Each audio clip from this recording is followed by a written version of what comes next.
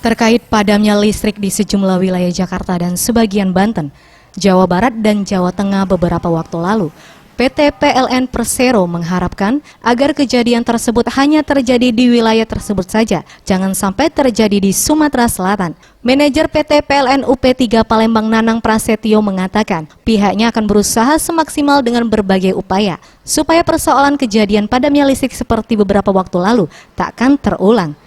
Agar kejadian tersebut tidak terjadi di Sumatera Selatan, pihak PLN akan mengambil langkah, yakni mitigasi atau melakukan serangkaian upaya meminimalisir pemadaman listrik dengan menjaga performa listrik, seperti patroli dan perawatan setiap jalur dan tiang kelistrikan dilakukan berdasarkan time base dan condition base. Terkait isu yang kemarin di Jawa, gitu ya, pastinya ya kami mengambil learning point dari hal tersebut, ya kami langsung lakukan mitigasi, ya untuk kemudian kami tindak lanjuti, ya agar hal tersebut ya itu cukup ya kemarin saja ya tidak terjadi di Sumatera atau di Palembang, ya.